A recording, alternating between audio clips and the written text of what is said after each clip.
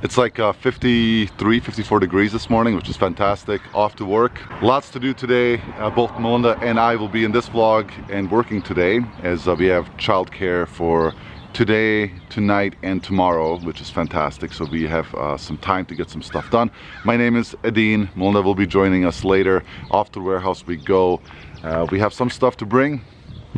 We got more boxes in for storage, so we're gonna see if these work better than the other ones, the other samples we got. Got some USPS stuff too, some more poly mailers and more boxes into the truck and on our way.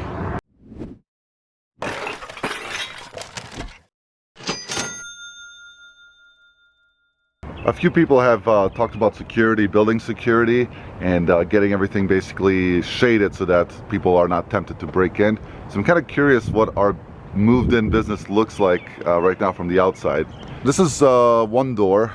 That one has a shade on it, so you can't see anything. And for whatever reason, our property has like 6 doors. I don't know if that's code or what, but here's another one. Obviously can't see through.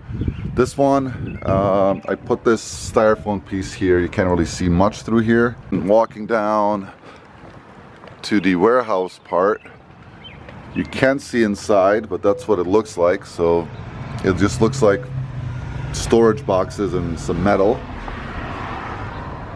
And remember, this part is actually going to be all racking, so whatever you see through here is just going to be the back end of boxes. Hey, it's me.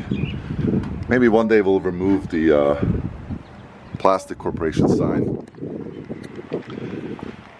My first big boy job was for a company called Roscan Baking Company, and the facility I worked out of used to be like a Mazda, the car company, parts store, like distribution place or something like that, and they never took the signs down. It was always called Mazda, so when everyone at Roscan talked about the plant, they just referred to it as the Mazda plant, but obviously Mazda had no business there.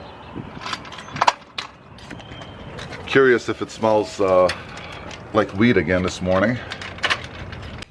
Maybe there was just a party next door or something that one day. We'll see. Bright lights. It smells nice.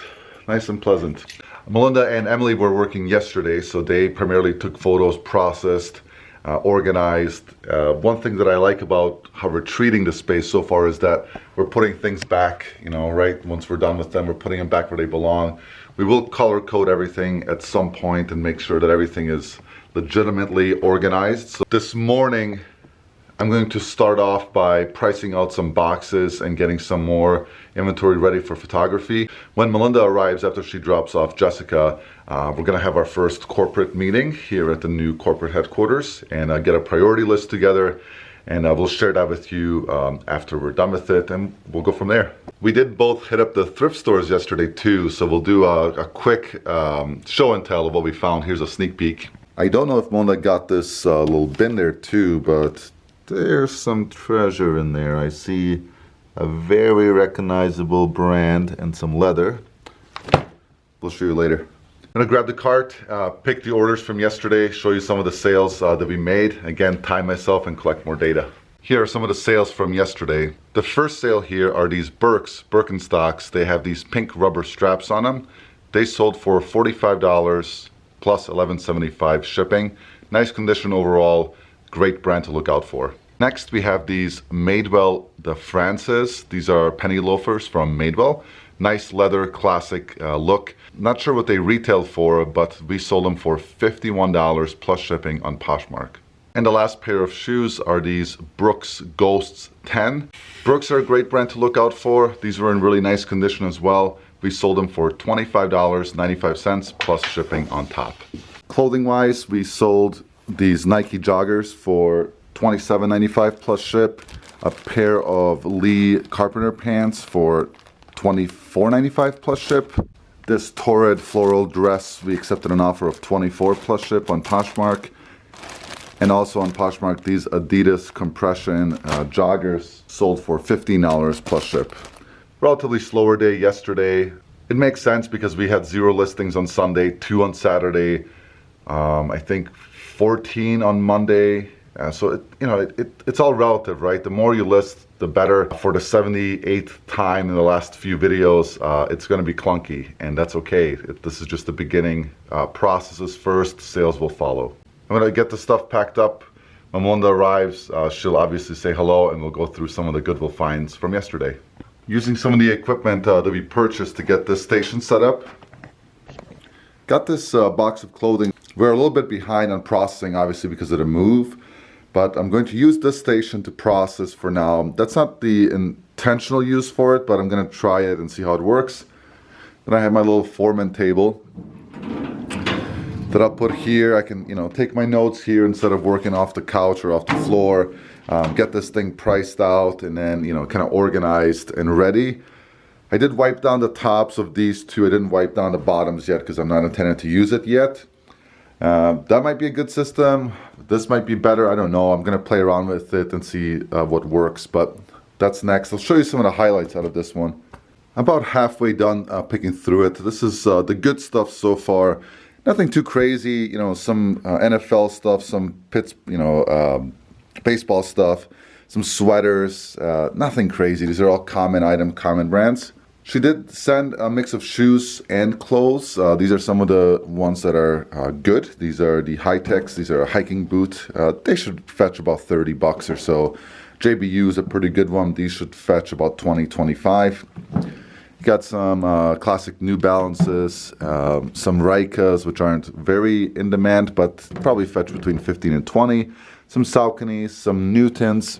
Newton's a pretty good one. I've never seen the female Newtons. This is the Kismet 2 running shoe. Some Cabela, some Uggs. These are fairly popular. Probably fetch about, between 30 and 50 for them. Then some rejects here on the bottom. This windbreaker is just too stained. These Sauconys are missing a spike. And selling these types of running cleats is hard market already, so if they have any defects, we don't want to deal with them. Nice pair of New Balance hiking boots, but they have uneven wear on the heel and they're littered in dog hair. It's kind of hard to tell with this camera, but you can see the heel is just full of dog hair, and it's just not worth the time to get them cleaned up because of the wear as well. And these Asics are relatively common Asics, but they're really bold. So this person had a definite foot pattern, and we're not willing to put that in our store because it's too worn. So what we do is we reject items. We hand select everything. So if you're ever going to do any bulk business, make sure you're hand picking what you're putting in your store. Otherwise, buying a mystery box is a pretty big gamble, plus you're going to end up with a bunch of mediocre stuff. So what we do is we price each box out individually. Our suppliers know what we're doing. We agree ahead of time. And then if there's some sort of disagreement, like let's say they feel like those 5 articles of clothing or shoes are valuable, I'll send them back on my dime, no problem. It's a business expense, and move on to the next one. If there's total disagreement, we just cut ties and move on. I mean, it's just business at the end of the day. Looks like there's a fair amount of shoes left in here, which I'm excited for. Some more articles of clothing. I'll see what else is in here, and I'll show you some more highlights at the end. That's it for this box. So some more decent shoes, nothing too crazy. Some nice pieces here, a Majestic. I assume this is a vintage, probably like maybe early 2000s, maybe a little bit sooner. Some LL Bean, some NFL stuff. This pile right here I have to look up. I don't know the brands, I don't know the styles, I don't know anything about it, so I'm going to look them up and see what they're worth. And these are really cool. The cool part is that they're made in Slovenia. They don't, I haven't seen a lot of shoes made in Slovenia. They're in decent shape. However, I cannot identify the size anywhere, and I'm on the fence. I might see if we have any Clarks in this style and see if I can match. Otherwise, I'll have to reject them because, shoes are the worst if you don't know the size. It's just a major gamble, and you're basically asking for returns. This piece is kind of cool. This is like a windbreaker of some sort. I'm gonna lay it out. This is the back end. It's like dead stock vintage, probably from the 90s. Really cool piece. Not sure what it's worth. Never heard of it, but it's pretty cool. I mean, check out the advertisements. You don't see this anymore. Pretty cool. Not a USA made, but still an older piece. Looks like it was sold at Walmart back in the day. So I'll see if I can find anything similar and see if I can find a value. The crew has arrived, including our work dog, or our guard dog. I think she'll be our guard dog for this video. And Melinda. Hi, Melinda. Hello. Let me tell you what we're going to do today, because I feel like that's what Adine's going to ask me. I can see it in his face. Today, we are behind on quoting some boxes out. We have a really big backlog because, as you can imagine, we've been busy with a couple other things. We're going to wheel a bunch of those boxes, get our Z-Rack set up. We're going to set up in here, get things going. We'll start putting them on the Z-Racks, on the shelves. That way, we can just wheel them into the other room. We're going to clear out that side, make it a processing area, because then once they're all processed, we just move them over to the photography station. Bada bing, bada boom, easy peasy. I thought it would be fun to show them our Goodwill finds from yesterday first. Oh, yeah. So it's 25% off, and I actually wasn't going to go because I just didn't have enough. We didn't have enough time. But I brought a salad to work to put in my fridge yesterday, and then I realized I didn't have a fork. So I was like, oh, well, now I have to go to Goodwill to get a fork. And I had to drop off the post, which is right next to Goodwill anyway, so it's not like it was out of my way. And I found myself a little work mug and a fork. Actually, I found a whole bag of silverware. So we are set on silverware. And I got this little cubby thing, which I wanted something to put there anyway. Nice pop color. Did you want to show off our break room? Yeah. Yep, here it is. Well, walk us through it. All right, well, we have a nice cubby here where you can keep your work mugs, okay, your silverware, all right, any dry goods. We'll probably get some snacks. Sure. We brought our old coffee maker from home. Sure. I bought some coffee the other day. This Business is quality coffee. All right, so we're not gonna spare the expenses there. Right, it's on Maxwell House. Our fridge and. Look at that. Yeah. Beverages. Yeah. I bought a lot of beverages the other day at Myers for all you locals. What about this this beautiful break area? Well, okay, so this just happened because I was trying to get organized at the end of last week. It was Friday we were here. Adine had gone home. And I'm moving the wheeled stuff back and trying to create less of a, clutter.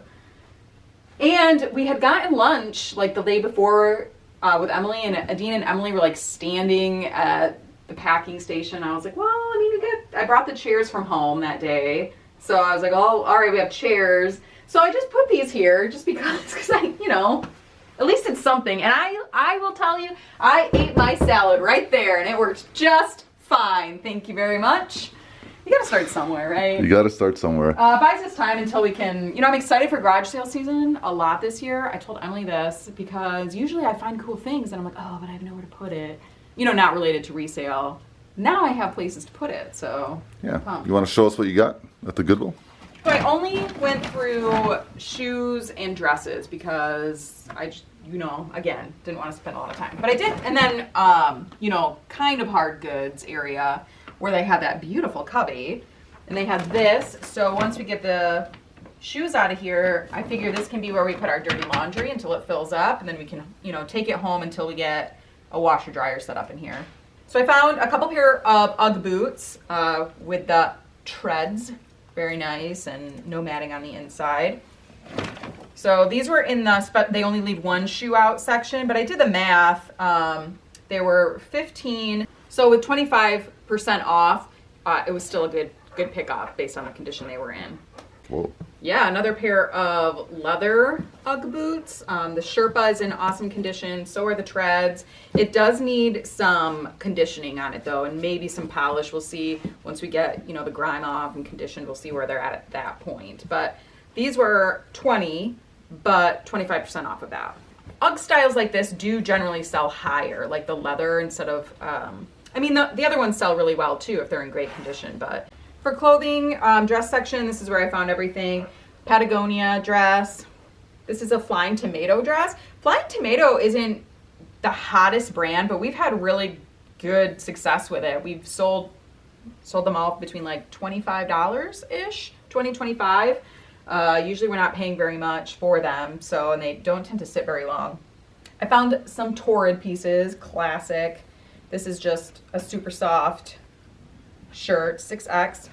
And these are some Torrid tops, which were in the dress section, but they're clearly tops.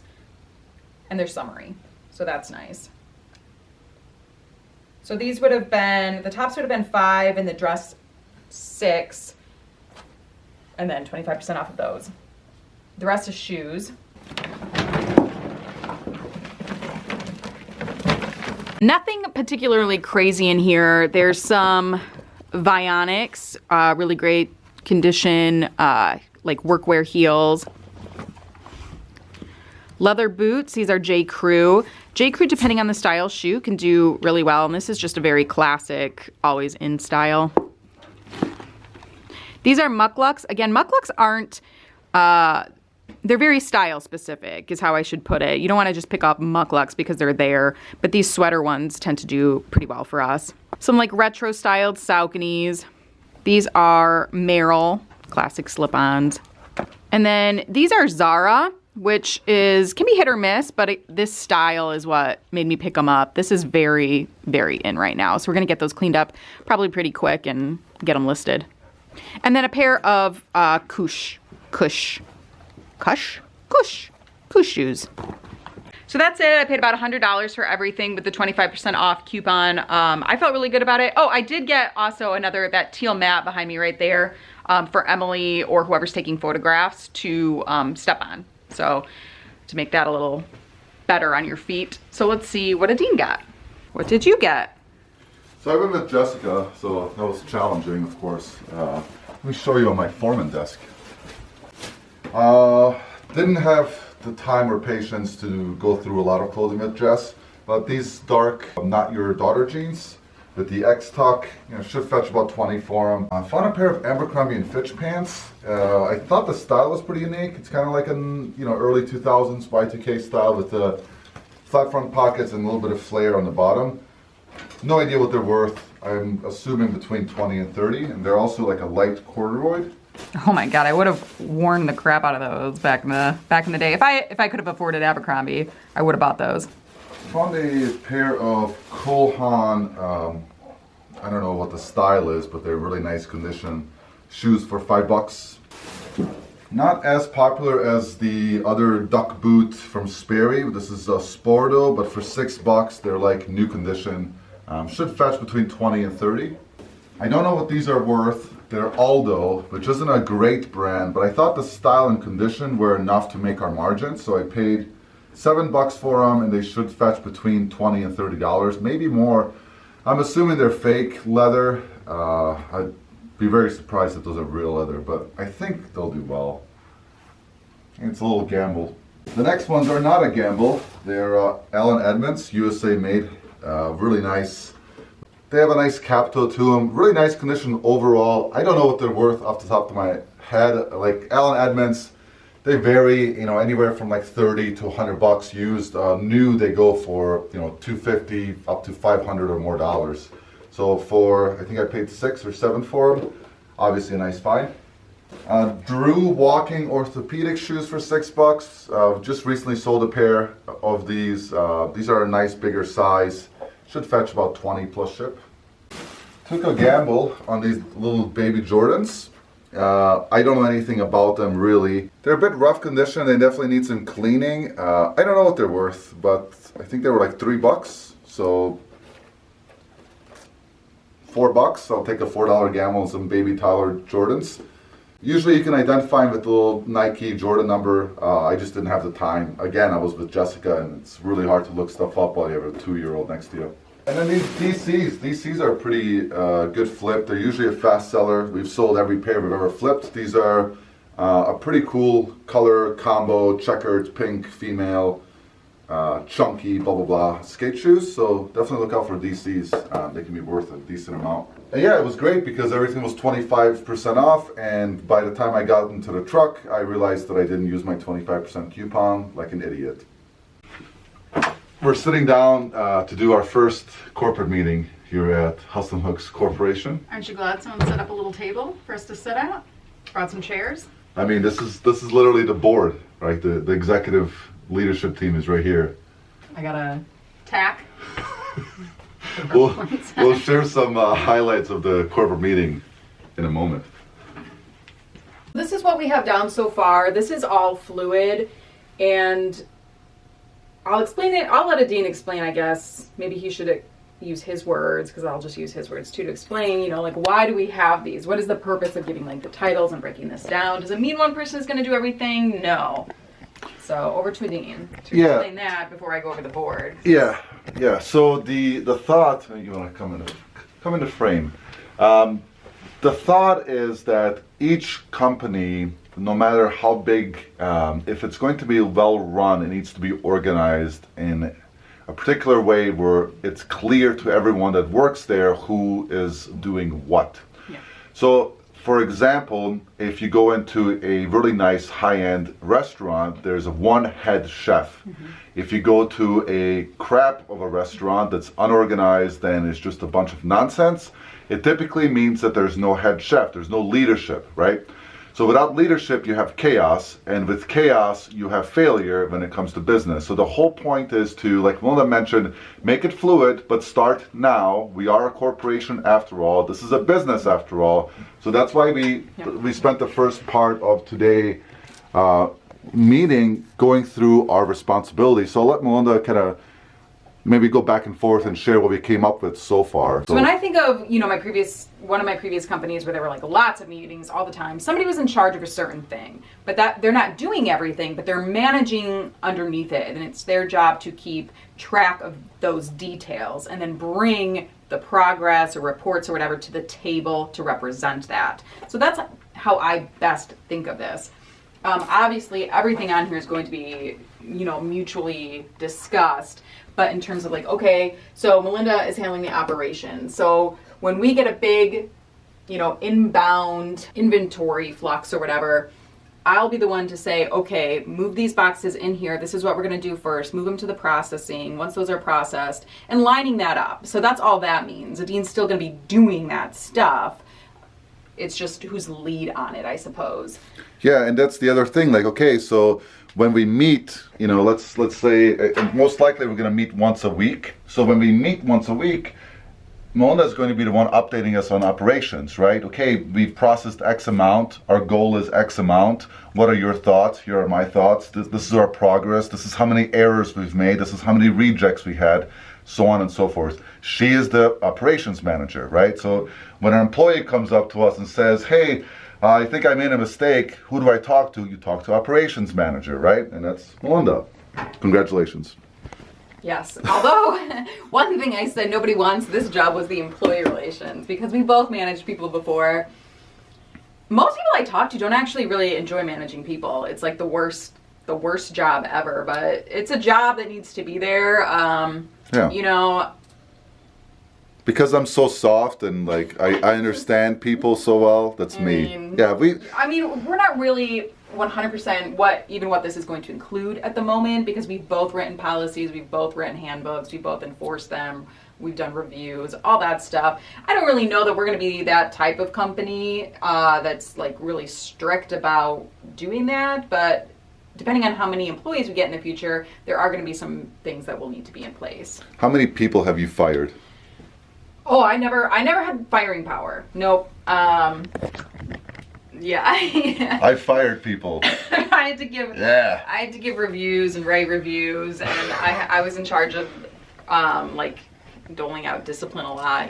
Sometimes with managers, sometimes solo. It's just not a fun job. It's not fun. Purchasing, so that's like what the office needs, right? So from coffee and forks to Z-racks and a ladder and a table and things like that. So that kind of also goes hand in hand with like the finances. So what's our employee lunch budget? What did we bring in last month versus what did we pay out to suppliers and things like that, and keeping a handle on the budget and what's feasible and not feasible long-term, short-term. Yeah, so Melinda is purchasing manager, that includes all the shipping supplies and all that as well, operations management, financial management, and then environmental impact manager, if you want to just touch briefly on that? Yep, I put that on there. I requested that role and basically just made it up and gave it to myself because that is something that's a core value to me. A lot of decisions have been influenced by that already. You know, like I don't want to throw out, I don't want to like pack the plastic bags inside another bag because that is more harm to the environment and we can reuse them. It's economical and environmental.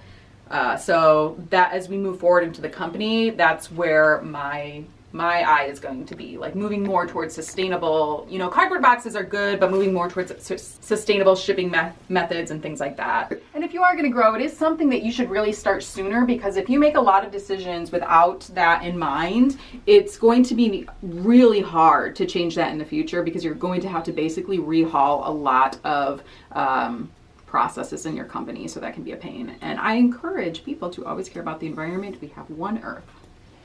There's social media, so that's me. I've done most of it already. That doesn't mean that I'm the only one that's going to do it, but that's my job is to figure out, okay, how much money are we making on YouTube? What is worth it? What's not? How's the spreadsheet performing? So on and so forth. And inventory acquirement relations, if you want to, can I give this back to you? Or can I give that to you? Yeah, let me stand on this chair over here real quick. So I got social media, inventory, acquirement, relations. That kind of goes hand in hand with social media, because most of the suppliers we have so far, most of the business we've done has been through social media. So that's something I already do anyway, so that's my responsibility. And again, with that comes, hey Melinda, we've acquired one new supplier. Hey, we've cut 2 suppliers. Hey, we're gonna make this one-time purchase for $7,000 in inventory. Pending approval of the finance manager. Pending approval from the finance manager. Exactly. So that's the thing, right? It's a back and forth, but it's my responsibility, and that's something that I bring to the table when we sit down and meet. Inventory management, that's my responsibility. So making sure that we set up the best processes and it's cost effective and it works. My responsibility also includes making sure that we have checks and balances in place to make sure that we're processing correctly, inventorying correctly, documenting our losses, so on and so forth. And of course, again, when I bring that to the table, I want other people to speak up. Later on, we will include Emily and other associates into our meetings because we want everyone's feedback, but we're not there yet. We're just getting started. And employee relations, Melinda already touched on. So I think for like the first fluid one, I feel pretty good about it. We broke down everything into 4 semi-equal responsibilities, right? So, you know, that doesn't mean Melinda's going to list everything, but Melinda's going to be the one that's directing listing and so on and so forth. That doesn't mean that Melinda can't acquire new contacts or have ideas of how to get supplies, but again, I'm going to lead it. So anyways, I hope that kind of helps you. It helps with your mindset as you're thinking about scaling and growing your business. It needs to be formalized, and there's no other way to do it. Again, go to a crab kitchen, they probably don't have a head chef. As easy as that. There's no ship with 2 captains. We're trying currently to at least get one of these set up, at least a couple shelves, because it's going to help us determine measurements, if some of the boxes we bought work, and yeah, just kind of get this moving. We have to think about anchoring and figuring that portion out too. So how do we stabilize these? We have to talk to our landlord to see if we can drill into this cement concrete block wall. And then how often do we need to drill to get this thing stable against the wall? Because obviously safety is a huge concern in any warehouse. Yeah. And we don't want to end up like one of those YouTube videos where every shelf falls and everything is destroyed. So, yeah, what a disaster to have a 12-foot shelf fall. Yeah, so, and I think this is just good practice to see what it looks like, see if we can get one up and how long it takes. And remember, each one of these, if you want to come a little closer, each one of these is like an inch or so in between, so we can customize the size. And I think the math that we did was 14 inches, also, or you know, otherwise described as 10 shelves up, and then 4 boxes. And we, like I mentioned earlier, we have those boxes we can try fitting and getting this project going. Because the faster we do it, obviously, the better. The better. They snap together very easily. It's just like 2 snaps on each side there. You can see there, they hook into it. So we've measured 15 inches up to give us the 14-inch clearance. We're gonna get one of the boxes that we bought to fit in here before we stack any more up, just so that we don't do a lot of work that we have to undo. So these boxes are 24 length, so 24 to go back this way. Aren't those shelves 24? Oh my goodness. We did math. Whoa. By 12 by 12.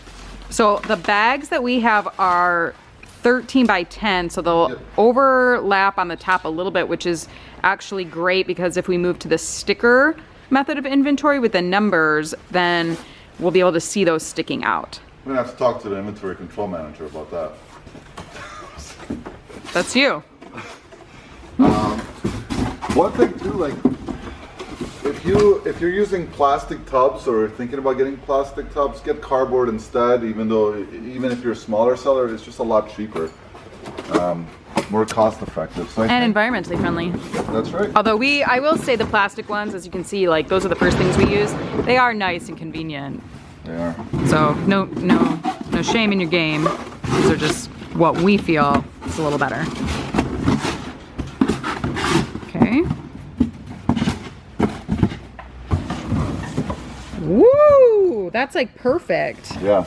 Perfect. I like that a lot. I like that a lot as well. I think 4 is That's what great. the math that we did. We did math. Right. Yes, I'm actually very good at math. So 1, 2, 3, 4 for each one because they're 4 feet across, which is 48 inches, and 48 divided by 4, or 48 divided by 12, which is the length of the box, is 4. Nice. I think we put this one backwards. We're gonna fix that and we'll play around with it some more. Got the bottom 2 done, reversed one of them. What Melinda's doing now is marking every 8 because that's where we need to be. That's gonna help us a lot, especially when we start the mass production, right? This is just a sample run. Obviously we need to get them cleaned up a bit. And we can only go so high without, mobilizing the staircase over there. But we just want to get started so we can see what it looks like, and maybe at some point we start, maybe even this week, getting the new inventory put on racks instead of on the old. So we still have to figure that out. It might also make sense for us to, just build one of these per week, or 2 of them per week, or 10 of them, I don't know, just to get started, so we're not processing new inventory, putting them in the old inventory system just to put them in the new inventory system, if that makes sense. At least start with the new inventory and maybe slowly transitioning the other ones. Yeah. Yeah, we have all this inventory and it just seems like counterproductive, definitely not efficient to put them in old inventory and then to do it twice. the whole thing, which is going to take actually more time than the first time you inventory them. Folks, if you're watching this, you're watching 2 masterminds thinking it through. Thinking it through, making decisions. Measure twice, cut once. Yep, it's something Melinda's father taught me, and I'll never forget. Measure twice, cut once. In this case, measure a lot and then erect your racking. But anyways, and I think it shouldn't be much of a problem to get permission to drill into these concrete blocks because somebody else has done it before. And we don't need to go 10 inches. We only need to go, maybe 4 inches, 3 inches in to anchor them out. But anyways, we're gonna put a couple more shelves up just to play around with it and see what it looks like.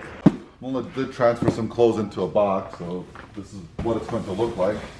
And you can just pull it out and get your stuff. The next step, we're gonna stop with these for today and move on to other work that has a higher priority. Mm-hmm. We just wanted to kind of start just to see what it is like to assemble them. Make sure our boxes fit. Make sure our boxes fit, and they're actually quite easy to assemble, which is awesome. Yep. The other thing to secure them are these cross braces in the back. However, I lost the example screws that Tanner gave me for them. So I got to go run to the hardware at some point and get a bulk amount of these screws. Mm-hmm. So this just, if you've ever installed scaffolding, this just goes in the back to give it more stability. Even though this seems flimsy, it's just a little bit more stability. And as we built them higher and higher, they're pretty stable, but they're not, right? So they're stable to an extent. And that's why it's crucial to anchor them because they're like a medium strength. They're not like the hardcore shelves you see at Home Depot that they bolt into the ground and go, 20 feet up, but they will do, and I'm very happy with them. We need to get a lot of old rags and clean them. That's going to be a pain. Yeah. What's Emily doing on Tuesday? Just kidding, Emily. I'm just kidding. Dave, I wouldn't do that. Just I kidding. cleaned off that workstation I put in their photography yesterday, and it took Yeah. forever. It was so gross. Yeah, they're grimy. Anyways, that's it here. We're gonna head over and start processing a bunch of this bulk inventory, and then figuring out the rest of our workday and see where we're at with what we need to do. What's nice about today is it's the first day that we've changed our daycare schedule this week. So today Jessica's actually staying over at my mom's because she's gonna watch her 2 days in a row. So we don't necessarily have to rush out of here at a specific time. So that's kind of nice for that to sort of have that built in today. So yeah. Now we're gonna get to the meat and potatoes part of the day, which is getting through a lot of these boxes that have been sent to us. How I envision the flow of this for at least the near future is that we'll bring in the boxes that are delivered to us. They're actually getting delivered from home, so they'll come in this way. No, I've been unloading it from the back. Oh, okay. So well, anyway, so they're gonna get here They're gonna get gotten. Yeah. And then Emily and Dean were working in here the other day, kind of sorting stuff out. So it's a good space to do that because we don't really have anything designated for here. As we're going through and saying like, yes, this is something we're gonna price out, I've ordered a lot of hangers so we can hang them as we're doing it, or putting the shoes on the shelves. Once we get a rack full or we get a box or whatever, you know, the average figured out, we can then wheel that. This, boys and girls, is an operations manager talking. Heyo. Into our processing photography room. So it'll come to this side first. Obviously we have to clear all of this out.